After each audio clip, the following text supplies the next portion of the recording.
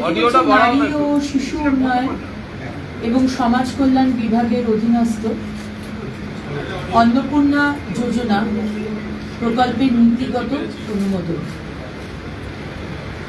2 নম্বর, 2026 সালের 1 জুন থেকে পশ্চিমবঙ্গ রাজ্যের সমস্ত সরকারি বাসে পশ্চিমবঙ্গের মহিলাদের জন্য বিনামূল্যে পরিবহন প্রকল্পের নীতিগত অনুমোদন।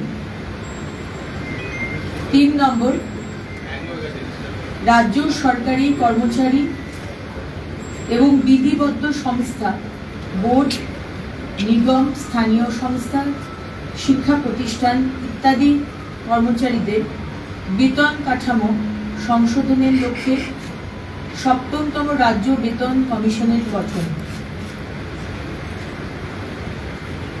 নেক্সট, তথ্য ও সংস্কৃতি বিষয়ক দপ্তর এবং সংখ্যালঘু বিষয়ক ও মাদ্রাসা শিক্ষা দপ্তরের অধীনস্থ ধর্মীয় শ্রেণী বিন্যাসের ভিত্তিতে প্রদত্ত সহায়তামূলক প্রকল্পসমূহ বন্ধ।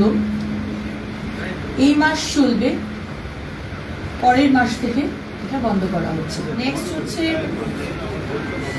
2011 WPO 60 এবং সংযুক্ত মামলা সমূহ মাননীয় কলকাতা হাইকোর্টের ডিভিশন বেঞ্চে 22/5/2024 তারিখের রায়ের প্রেক্ষিতে পশ্চিমবঙ্গ সরকারের অধীনস্থ চাকরি ও সরকারি পদে অন্যান্য অনগ্রসর শ্রেণীর জন্য সংরক্ষণের শতকরা হার রাজ্য তালিকাভুক্ত অন্যান্য অনগ্রসর শ্রেণীর তালিকা পুনর্বিবেচনা এবং উপশ্রেণী বিভাগ বাতিলকরণ, মানে নতুন করে এনকোয়ারি হবে এবং হাইকোর্টের নির্দেশ অনুযায়ী যে সমস্ত গোষ্ঠীকে ইনক্লুড করার কথা বলা হয়েছে রাজ্য সরকার সেই বিষয়ে সিদ্ধান্ত নেবেন। রি-অ্যাপ্লিকেশন ইজ নট রিকোয়ার্ড।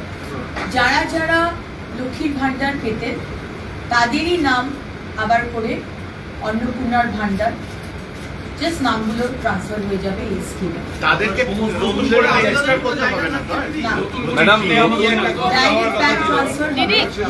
এবং যারা পাননি আমরা খুব শীঘ্রই একটি পোর্টাল শুরু করতে চলেছি, সেখানে তারা যারা পাননি এতদিন তারা নতুন অ্যাপ্লিকেন্ট যাদের নাম এখনো রিলিটেড তারা কি এই সমস্ত পরিষেবার জন্য আবেদন করতে পারবেন?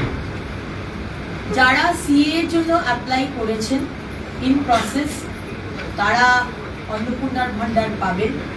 যারা ট্রাইব্যুনালে অ্যাপ্লাই করেছেন তারা অন্নপূর্ণার ভান্ডার পাবেন। বলছে সরকারি বাসে যে মহিলাদের যে ভাড়া ফ্রি করে দেওয়া হচ্ছে, তিনি সরকারি বাসে মানে সরকারি পরিবহন ব্যবস্থাটাই তো ভঙ্গুর অবস্থাতে রয়েছে, বাস তো দেখাই যায় না।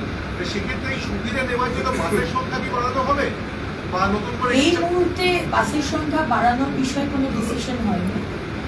যা যা সরকারি বাসের কাঠামো রয়েছে, ইনফ্রাস্ট্রাকচার রয়েছে, সেটি আমরা ব্যবহার করব। এবং আপনারা জানেন যে জুন মাসে আমরা বাজেট পেশ করতে চলেছি, তারপরে অবশ্যই এটা আমাদের মাথায় আছে। এবং মাননীয় মুখ্যমন্ত্রী এটাও বলেছেন কিছু নতুন ইলেকট্রিক বাসেস আমরা নেব। যে কোনো সরকারি বাসে, দূরপাল্লা হোক কাছে হোক, যে কোনো সরকারি বাসে মহিলাদের কোনো বেতন কোনো ফেয়ার ভাড়া মাননীয় মুখ্যমন্ত্রী নির্দেশ দিয়েছেন।